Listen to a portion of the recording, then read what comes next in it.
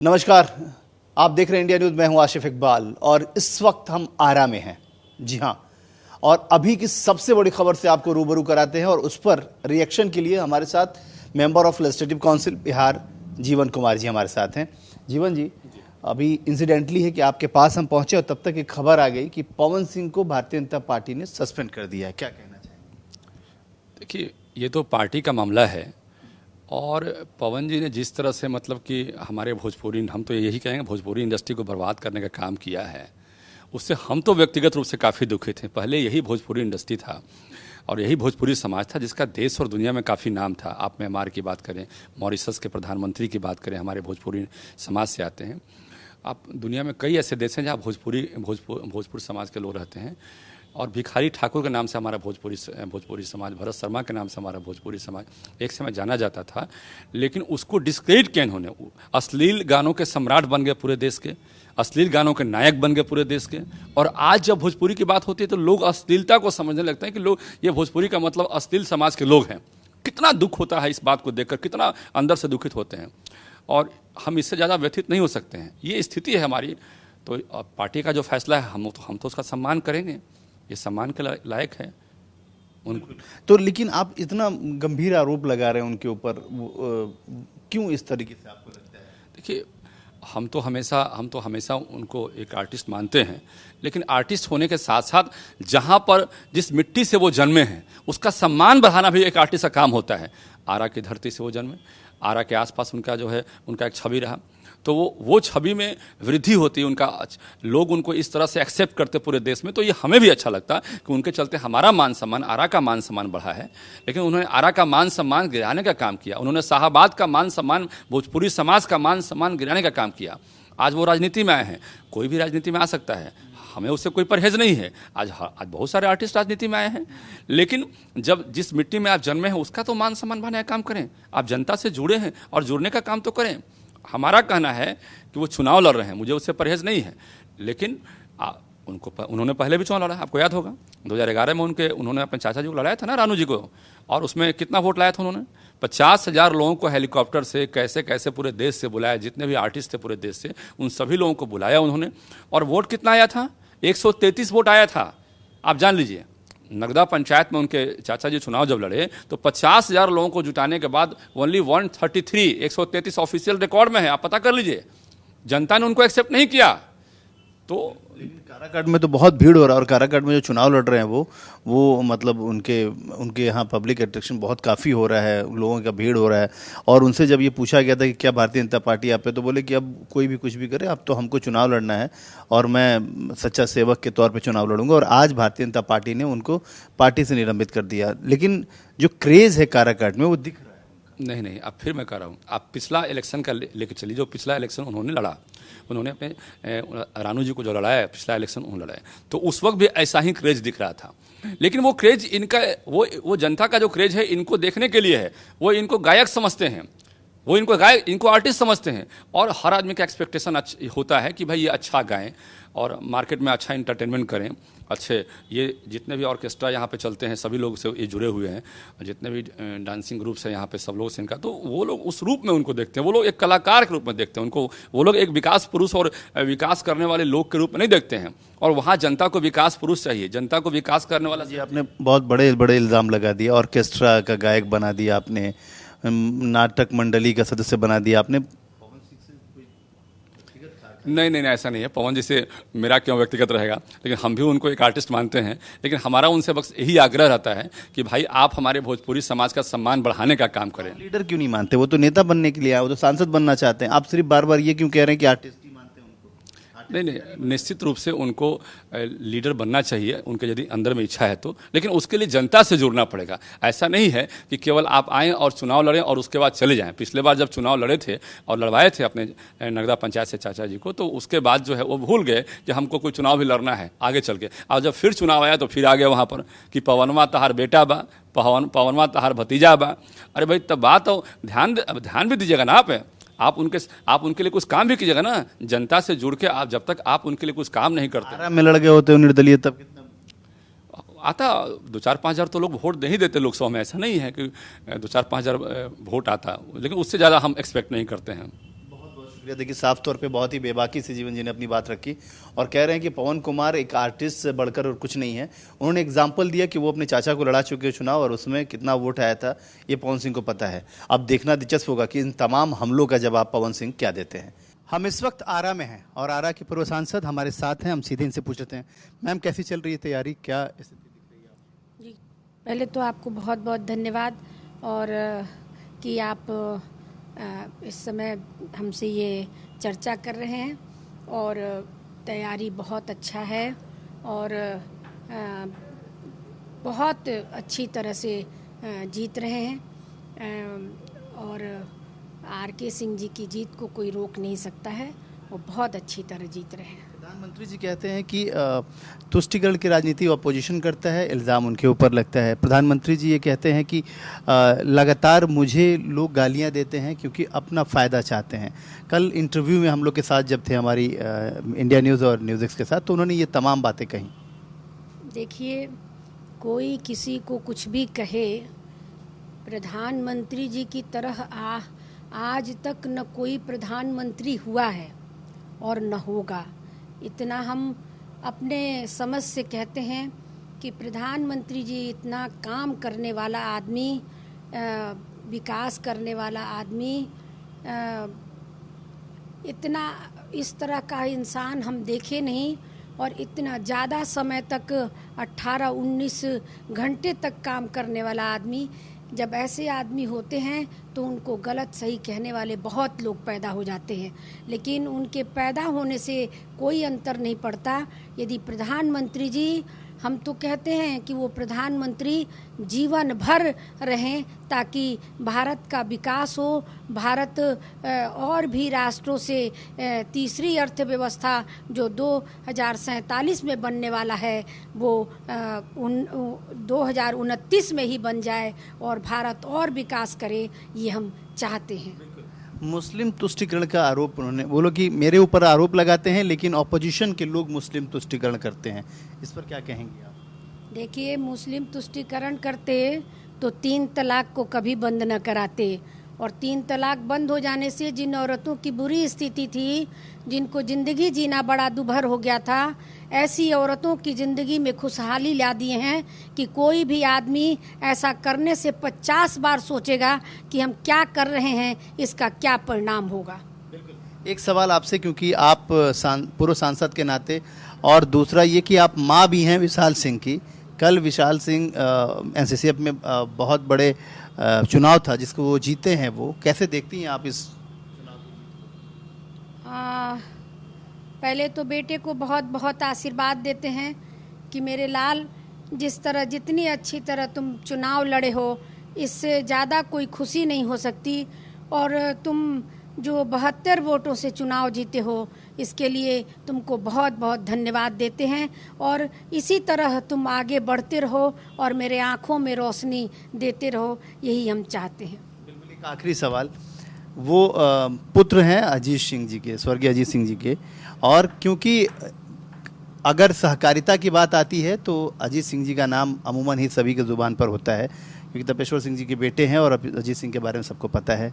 आप उनकी धर्मपत्नी हैं। आपके बेटी जब आगे बढ़ रहे हैं तो क्या उम्मीद कर रही हैं, कहाँ तक उनको देख रही हैं आप और किस तरीके से आप? ये बहुत अच्छी बात पूछे आप। हमारे जिस तरह हमारे ससुर जी थे, जिस तरह हमारे पति थे, उसी तरह हम सोचते हैं कि उनसे भी यदि ऊपर उठ करके मेरा बेटा काम करे, उसी दिन मैं समझूंगी कि मेरी ज़िंदगी सफल हो गई है और मैं उसी दिन हमको उसी दिन समझ में आएगा कि मेरा बेटा बहुत अच्छा काम किया और बेटा पापा और दादा को पीछे नहीं हटा करके बल्कि उनके कामों को आगे करेगा और उसी तरह उसका भी नाम रोशन होगा, ये हम चाहेंगे। बहुत बहुत शुक्रिया, बहुत बहुत धन्यवाद जो आपने अपना कीमती वक्त दिया। हमारे साथ पूर्व सांसद मीना सिंह जी थी, लेकिन उन्होंने सभी तरीके से सारी बातों को बहुत बेबाकी से अपनी राय रखी है। पूरे देश भर में चर्चा परिचर्चा करने के बाद हम आरा पहुंचे हैं। आरा, जिसको भोजपुरी लैंड कहा जाता है, अगर आप हिंदुस्तान में कहीं भी भोजपुरी बोलते हैं तो आरा उससे अपने आप को रिलेट होता है। हमारा लोकसभा का हाल जानने के लिए हम आरा में पहुंचे। यहाँ बहुत सारे मेहमान हैं, बहुत सारे लोग हैं, लेकिन शुरुआत हम पूर्व विधायक सुनील पांडे जी के साथ करते हैं। सुनील जी, कैसे देख रहे हैं आरा में, किस तरह की तैयारी और क्या हो रहा है? यहाँ एनडीए चुनाव लड़ रहा है और एक तरफ माले के उम्मीदवार हैं। तो माले को जनता नकार चुकी है, यहाँ कोई लड़ाई नहीं है। भारी बहुमत से इस बार हम लोग चुनाव जीतेंगे। पिछला बार भी माले लड़ा था, लोगों ने देखा है, और इन लोगों के क्रियाकलाप से जनता उबी हुई है। सबसे बड़ी बात है कि हमारे पास नेता भी हैं, नीति भी है, नियत भी।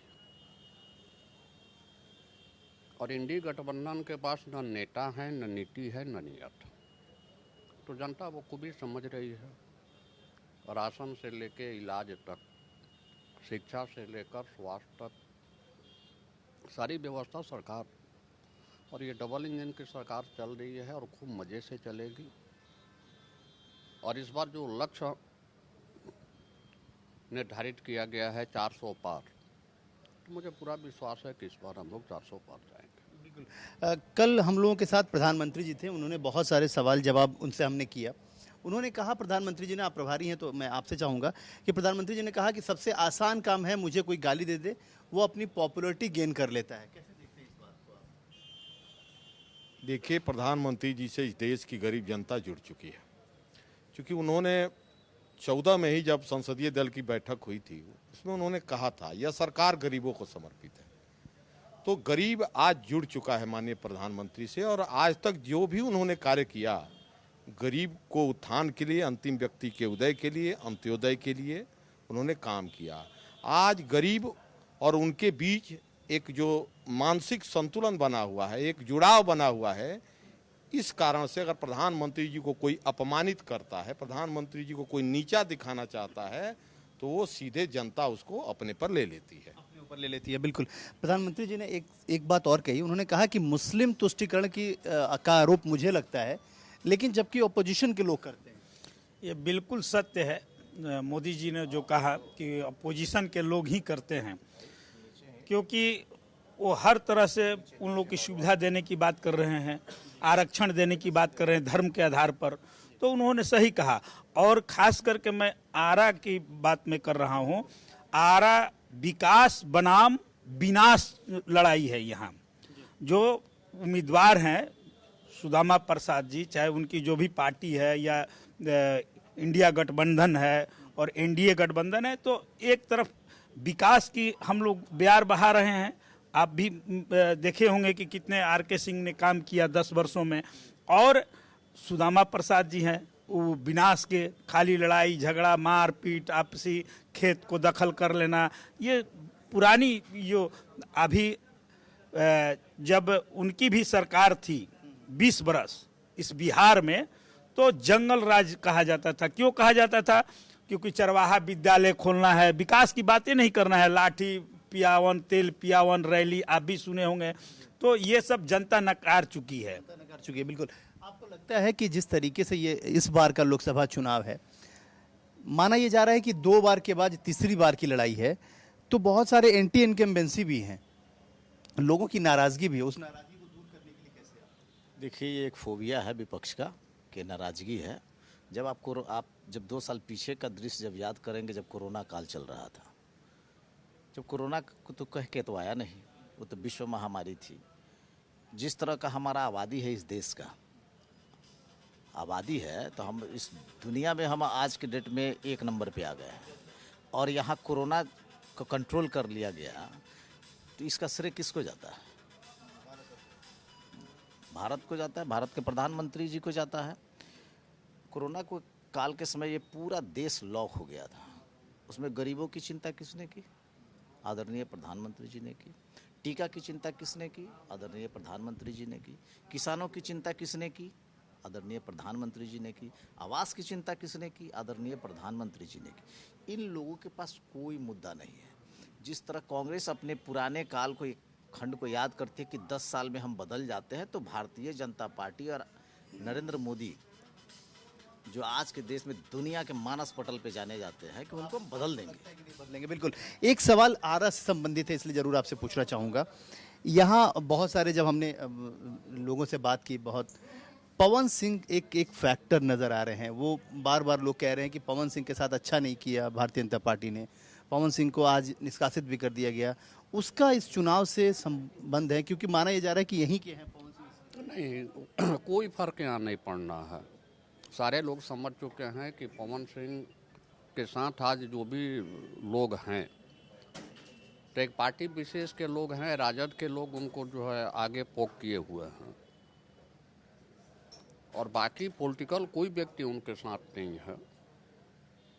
इसलिए उसका असर यहाँ हमारे क्षेत्र में कुछ नहीं। आपको लगता है कि ऑपोजिशन ने उनको यहाँ पे एस्टैब्लिश किया? नहीं, तय बात है कि अभी तो जितने लोग आप देखेंगे उनके फील्ड में वो राजद समर्थित लोग हैं। वो इफेक्ट यहाँ कोई काम नहीं करेगा? नहीं, पवन सिंह जी हमारे पार्टी में ज्वाइन किए। पवन सिंह जी को हम लोगों ने सम्मान दिया, उनको स्टार प्रचारक बना के देश भर में घुमाया, उनको हमने लोकसभा का टिकट दिया। भारतीय जनता पार्टी में जहां पार्टी जो तय करती है कि आपको यह काम करना है, चुनाव लड़ना है तो चुनाव लड़ना है, प्रचार करना है तो प्रचार करना है, आपको अपने मन से नहीं तय करना है, पार्टी तय करती है। पार्टी ने तय किया वहां लड़ना है तो उनको लड़ना चाहिए था। आपकी जिद की हम यहाँ लड़ेंगे, ये पार्टी को पार्टी अपने हिसाब से देखती है। क्योंकि आप भोजपुरी के गायक हैं तो उस हिसाब से आपको पार्टी देख रही थी। तो मेरा ये कहना है कि पवन सिंह जी के साथ जो आप थोड़ी बहुत लोगों को देख रहे हैं, माननीय विधायक जी ने ठीक कहा कि वो दूसरे लोग हैं जो रूप बदल के आके एक वातावरण खड़ा किए हुए हैं। आप देख लीजिएगा 2-4 दिन में वो भी दिखाई देने वाले नहीं हैं। एक आखिरी सवाल आपसे, क्योंकि बहुत वक्त आपका ले लिया मैंने। बिहार में माना यह जाता है कि हमेशा जात की राजनीति होती है। इस बार जो महागठबंधन, जो इंडिया गठबंधन के लोग हैं, आरजेडी के लोग हैं, उन लोगों ने कहा कि हमने उनके वोटों में सेंधमारी की है, खासतौर पे कुशवाहा बिरादरी को उन लोगों ने जितनी तरजीह दी है। इससे कितना इफेक्ट कर रहा है पूरे बिहार को? नहीं नहीं नहीं नहीं, उन लोगों ने अपना एक एक्सपेरिमेंट जरूर किया है, विपक्ष के लोगों ने एक्सपेरिमेंट जरूर किया है, लेकिन उसका असर बिहार में कहीं जो है अब जमात की राजनीति हो रही है, न कि अब जाति की राजनीति हो रही है। जाति पाति की राजनीति तो राजद के शासनकाल में बहुत हो चुका, और जनता अब जाति पाति से ऊब करके अब जमात की राजनीति की तरफ, विकास की राजनीति की तरफ, देश सुरक्षित रहे, अग्रणी राज्य बने, उस मुद्दे पर अब जनता वोट कर रही है, न कि जाति पाति पे। अब जाति पे राजनीति कुछ नहीं, यहाँ जमात की राजनीति। तो आप देख सकते हैं कि तमाम जो बुद्धिजीवी हैं और खासतौर पे पूर्व विधायक, वहाँ प्रभारी, जिला के वरिष्ठ लोग हैं, सभी लोग कह रहे हैं कि यहाँ कोई फैक्टर काम नहीं कर रहा है, जाति फैक्टर नहीं बल्कि जमात का फैक्टर काम कर रहा है। पवन सिंह के फैक्टर को भी सिरे से खारिज कर दिया इन लोगों ने, और साथ ही कहा कि पवन सिंह को सपोर्ट करने वाले लोग आरजेडी और कांग्रेस के लोग हैं, बल्कि बीजेपी के लोग नहीं हैं, ना ही बीजेपी महागठबंधन में या बीजेपी के एनडीए की गठबंधन के लोग हैं। अब देखना होगा कि इस आरोप पे वो क्या जवाब देते हैं। कैमरा मैन के साथ आशिफ इकबाल, इंडिया न्यूज़, आरा।